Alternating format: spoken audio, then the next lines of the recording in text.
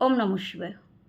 আজকে একটা খুব সিম্পল হুম এবং খুব এফেক্টিভ একটা প্রয়োগের কথা বলবো।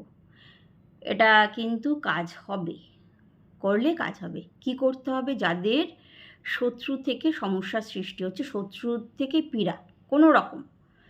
তবে একটা কথা বলে রাখি, এটা কিন্তু দীর্ঘকালীন শত্রুদের জন্য নয়।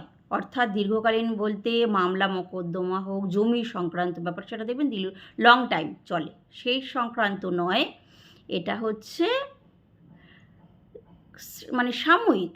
হুম কীরকম সাময়িক? ধরুন আপনার প্রতিবেশী, আপনার নেইবারের সঙ্গে কোনো রকম সম্পর্ক খারাপ হয়ে গেল, শত্রুতায় পরিণত হলো।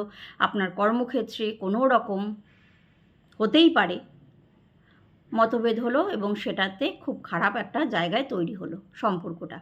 তো এক কাজ করুন, শনিবার দিন রাত্রি 9টা থেকে 11টার মধ্যে এটা করতে হবে, যখন খুশি করতে হবে। এবং একা করবেন, একা করবেন যাতে কেউ আপনাকে না দেখে। কি করবেন? তার আগে অবশ্যই হাত মুখ ধুয়ে একটু ফ্রেশ হয়ে নেবেন।